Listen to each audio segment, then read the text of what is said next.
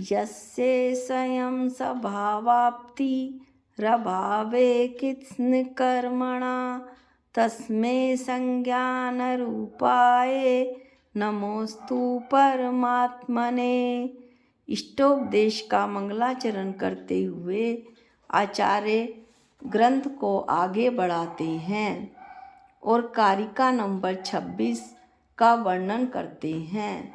पिछली कारिका में आचार्य ने बतलाया कि आत्मा ही आत्मा का ध्यान कर रहा है, वहाँ संबंध नहीं कहा जाएगा क्योंकि आत्मा एक ही है।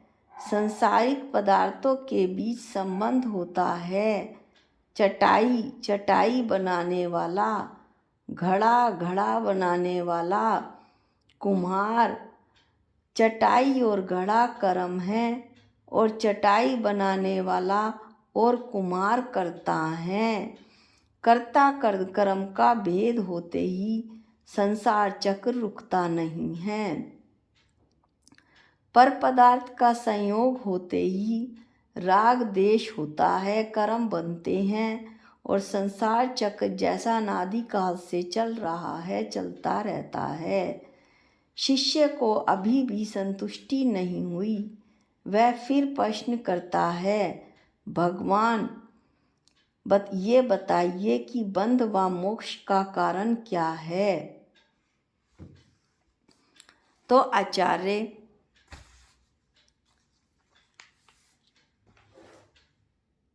पहला 26वां कारिका सुनने से पहले पिछली कारिका में जो बताया था उसे एक बार सुनिए।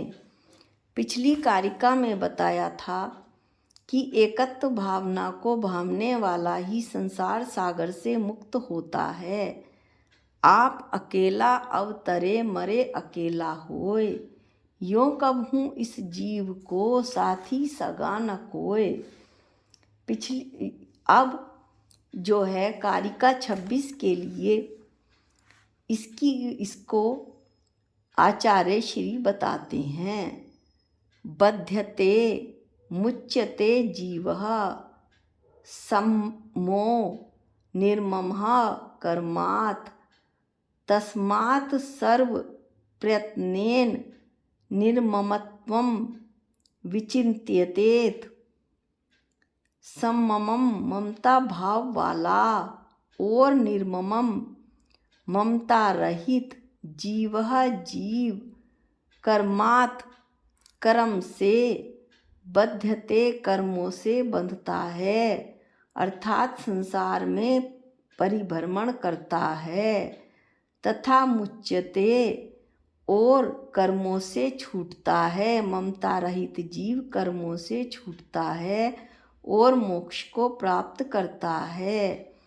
इस कारण सर्व प्रयत्नेन पूर्ण प्रयत्न पूर्वक निर्ममत्वम निर्ममता रूप स्वरूप का विचिंतित चिंतन करो, ऐसा आचार्य कहते हैं।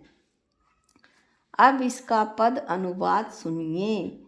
जीव कर्म से बंधता तब है ममता से जब मंडित हो, बंधन से भी मुक्त वही हो निर्ममता में पंडित हो। इसलिए तुम पूर्ण यत्न से निर्ममता का मनन करो, चिंतन मंथन आराधन भी तथा उसी का नमन करो। जीव कर्म से बंधता तब है ममता से जब मंडित हो, बंधन से भी मुक्त वही हो निर्ममता में पंडित हो। इसलिए तुम पूर्ण यत्न से निर्ममता का मनन करो, चिंतन मंथन आराधन भी तथा उसी को नमन करो। कोई जीव बंध को कब प्राप्त होता है और कोई जीव बंध को कब प्राप्त नहीं होता। ममता रखने वाला जीव बंध को प्राप्त होता है और ममता रहित निर्ममत भाव वाला जीव बंध को प्राप्त होता है।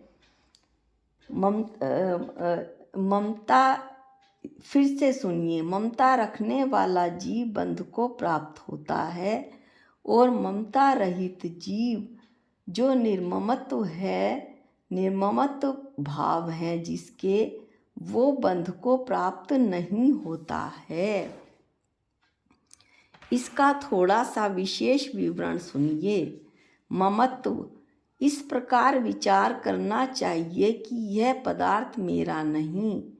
ममत्व अर्थात यह वस्तु मेरी नहीं है। जहाँ मेरापना आया, ममत्व का अर्थ है यह वस्तु मेरी है, जबकि होना क्या चाहिए कि कोई भी वस्तु मेरी नहीं। इस तरह से जब ममत्व आया, वस्तु में मेरापना आया, तो वहाँ राग देश रूप परिणमन शुरू हुआ, कर्म बंद हुआ और संसार जो अनादिकाल से चल रहा है चलता ही रहता है, जैसा कि वो अनादिकाल से चल रहा है। निर्ममत्व, कोई भी पदार्थ मेरा नहीं है, ऐसा चिंतन करने से ममता से रहित परिणाम होते हैं, जिससे नवीन कर्मों का आश्रम नहीं होता। पुराने कर्म जो उदय में आए थे वे नष्ट हो जाते हैं। सिंपल सी परिभाषा है, जब ममता परिणाम है तो वहाँ जीव कर्मों से बंधता है। जब ममता परिणामों का त्याग हो जाता है तो वह जीव निश्चित रूप से इस संसार से छूट जाता है।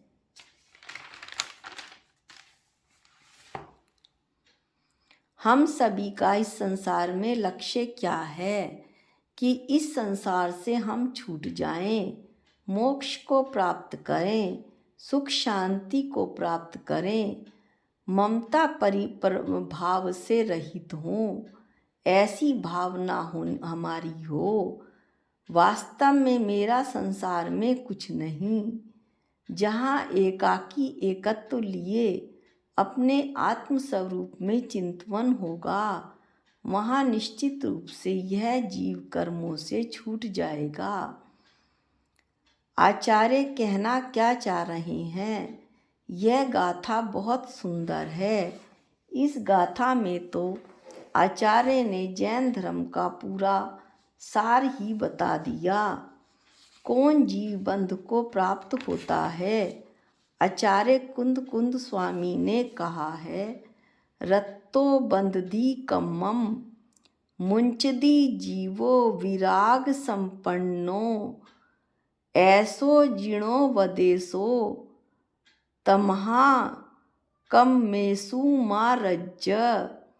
रत्तो बंधदी कम्मम, रागी जीव कर्म से बंधता है।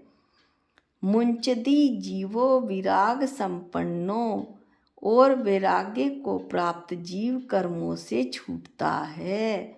ऐसा जिणो बदेशो, ऐसा जिनेंद्र भगवान का उपदेश है। तम्हा कम्मेसु मारज्जम, कम्मेसु कर्म और रज्जह राग। इसलिए हे भव्य जीव, तू कर्मों में राग मत कर, ऐसा आचार्य बता रहे हैं। हकीकत क्या है? वास्तव में हकीकत ये है कि जहाँ दो पदार्थ हुए, पर पदार्थ से संयोग हुआ, संबंध जुड़ा, वहीं से हमें अशांति और दुख होने लगता है। जैसे हमारी किसी व्यक्ति से कहा सुनी हो गई तो हम शांति से बैठ जाते हैं। उस समय ऐसा लगता है कि इस संसार में मेरा कोई नहीं। यह स्थिति इसलिए बनी कि सामने वाले से हमारी कहा सुनी हुई थी। जब इतनी सी बात पर हमें शांति का एहसास होता है, फिर तो यदि हम राग देश से दूर रहकर एकत्व परिणाम को प्राप्त करेंगे तो निश्चित रूप से सुख शांति की प्राप्ति होगी। हमें ममत्व भाव को समाप्त करने का प्रयत्न करना चाहिए ताकि हम मोक्ष की ओर अग्रसर हो सकें। इस गाथा से हमें क्या शिक्षा मिलती है? आचार्य ने स्वयं ही इस गाथा में कह दिया,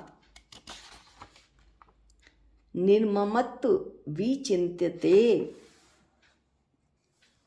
कि ममता से रहित,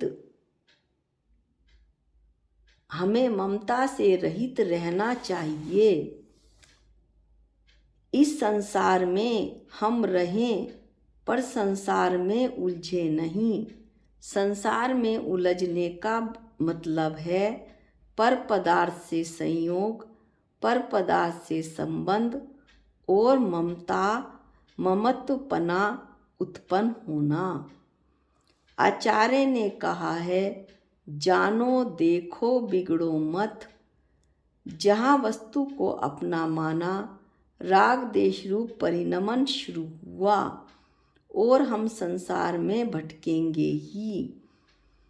ममत्व भाव होने के 3 कारण हैं। पहला तो शरीर, जिसे हम खिलाने पिलाने सजाने संवारने में पूरे दिन लगे रहते हैं। दूसरी हमारी संपत्ति, जो केवल लॉकर में या घर में ऐसी ही पड़ी रहती है। ऐसा लगता है जैसे उसके ऊपर नाग बैठ गया हो खजाने के ऊपर, ममता के कारण। और तीसरा संबंधी, ये माताजी, पिताजी, पुत्र, ये सब निमित्त हैं जो राग देश कराकर कर्म बंध का निमित्त बनते हैं। हमें चाहिए कि हम निर्ममत्व का चिंतन करें, ममता रहित भाव का चिंतन करें। एकमात्र आत्मा ही मेरा है।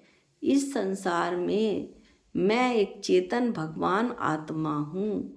इसके अलावा विश्व में मैं अन्य कुछ भी नहीं हूँ। इस प्रकार आज की कारिका 26 का समापन हुआ। अगले वीडियो में हम कारिका 27 देखेंगे। आज के लिए इतना ही। जावाणी के ज्ञान से सूझे लोकालोक, जो वाणी मस्तक नमो सदा देत हूँ धोख। हे जिनवाणी भारती तोहे जपूं दिन रैन, जो तेरी शरणागते वो पावे सुख चैन। सबको जय जिनेंद्र।